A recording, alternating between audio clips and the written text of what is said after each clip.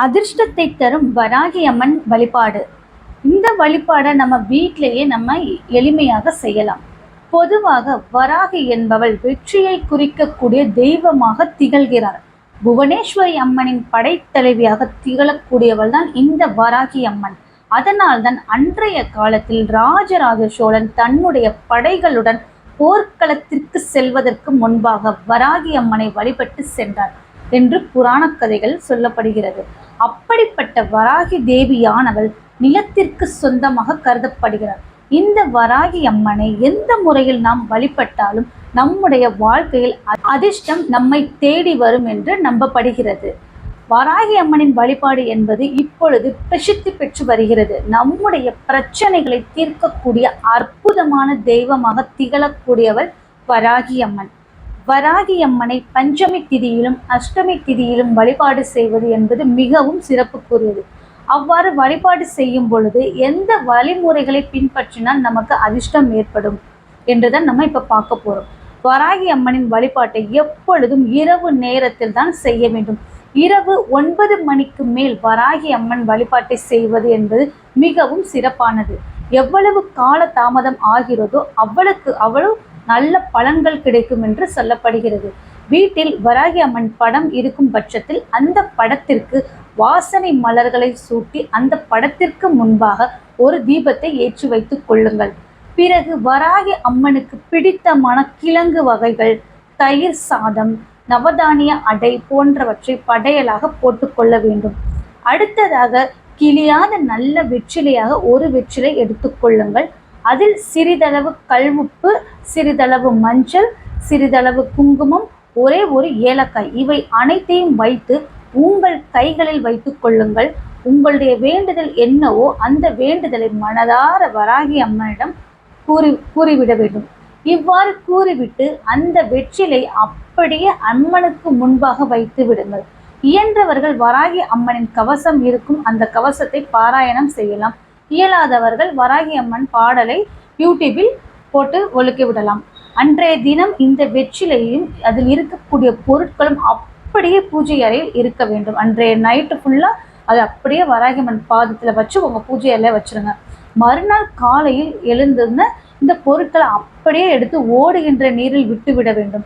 இப்படி செய்வதன் மூலம் நம்முடைய இருக்கக்கூடிய கஷ்டங்கள் அனைத்துமே நீங்கிவிடும். மேலும் அதிர்ஷ்டம் நம்மை தேடி வரும். படையலுக்கு வைத்த பொருட்களை அன்று இரவே வீட்டில் இருப்பவர்களுக்கு பிரசாதமாக கொடுத்து விடலாம். இந்த முறையில் பஞ்சமி திதியிலோ அல்லது அஷ்டமி திதியிலோ வீட்டிலேயே வராகி அம்மனை முழு நம்பிக்கையுடன் வழிபடுபவர்களுக்கு வராகி அம்மன் ஒரு பாதுகாப்பு கவசமாக இருந்து கஷ்டத்திலிருந்து நம்மை காப்பாற்றுவாள். மேலும் அதிர்ஷ்டம் நம்மை தேடி வரும். இந்த வீடியோ உங்களுக்கு பிடிச்சிருந்தா ஒரு லைக் பண்ணுங்க. ஆஷாட நவராத்திரி வராகி அம்மன் வழிபாடு. வராகி அம்மன் வழிபாடு இன்றைய காலத்தில் அதிக அளவில் வணங்கக்கூடிய தெய்வங்களில் ஒருவராக திகழ்பவள் தான் வராகி. இவள் நிலத்திற்கு உரியவளாக கருதப்படுகிறார். கையில் கலப்பை ஏர் என்று விவசாயம் தொடர்பான கருவிகளை வைத்திருக்கும் தெய்வமாகவும் இந்த வராகி அம்மன் திகழ்கிறார். இந்த தெய்வத்தை விவசாயிகள் வழிபடுவதன் மூலம் விளைச்சல் சிறப்பாக இருக்கும் என்று கூறப்படுகிறது. அப்படிப்பட்ட வராகி அம்மனுக்கு உரித்தான ஆஷாட நவராத்திரி வராகி அம்மனை வீட்டில் எந்த முறையில் எளிமையாக வழிபடுவதுதான் நம்ம பார்க்க போறோம். பஞ்சமி திதியில் வராகி அம்மனை வழிபாடு செய்வது என்பது சிறப்பு. வராகி அம்மனை தொடர்ச்சியாக வழிபடுபவர்கள் கண்டிப்பான முறையில் வராகி அம்மனுக்கே உரித்தான நவராத்திரி வராகி அம்மனை வழிபாடு செய்ய வேண்டும். இந்த நவராத்திரியை ஆஷாட நவராத்திரி என்று கூறுகிறோம். இந்த நவராத்திரி வருகின்ற ஜூலை மாதம் 6ஆம் தேதி ஆரம்பித்து ஜூலை மாதம் 15ஆம் தேதி நிறைவடைகிறது. இந்த காலங்களில் வீட்டில் வராகி அம்மனை எந்த முறையில் வழிபட்டாலும் வராகி அம்மனின் அருள் பரிபூரணமாக கிடைக்கும் என்று நம்பப்படுகிறது. கலசம் வைத்து வழிபடும் பழக்கம் இருப்பவர்கள் கலசம் வைத்து வழிபடலாம். பழக்கம் இல்லை அல்லது புதிதாக இந்த வழிபாட்டை செய்ய வேண்டும் என்று நினைப்பவர்கள் கலசம் ஏதும் வைக்காமல் எளிமையான முறையில் வீட்டில் வராகி அம்மனை வழிபாடு செய்யலாம். இந்த நவராத்திரி சமயத்தில் வராகி அம்மன் சிலை இருக்கும் பட்சத்தில் பசும்பாலால் தினமும் அபிஷேகம் செய்வது, அலங்காரம் செய்வது ரொம்ப நல்லது. படமாக இருக்கும் பட்சத்தில் அம்மனை துடைத்து சந்தனம் குங்குமம் வைத்து மலர்களால் அலங்காரம் செய்ய வேண்டும். அப்படி படங்களோ சிலையோ இல்லாத பட்சத்தில் புதிதாக ஒரு அகல் விளக்கை வாங்கி அதில் நெய் அல்லது நல்லெண்ணெய் ஊற்றி பஞ்சுத்திரி போட்டு தீபம் ஏற்றும் பொழுது ஓம் வராகி அம்மனை போற்றி, ஓம் வராகி அம்மனை வருக வருக என்று கூறியவாறே தீபத்தை ஏற்ற வேண்டும். இப்படி தீபத்தை ஏற்றும் பொழுது அந்த தீபச் சுடரொளியில் வராகி அம்மன் வந்து வீற்றிருப்பாள் என்பது ஐதீகம். இந்த நவராத்திரி சமயங்களில் வராகி அம்மனுக்கு பிடித்தமான பொருட்களான பூமிக்கு அடியில் விளையக்கூடிய கிழங்கு பொருட்கள், அதிலும் குறிப்பிடத்தக்கதாக திகழ்வதுதான் சக்கரவள்ளி கிழங்கு.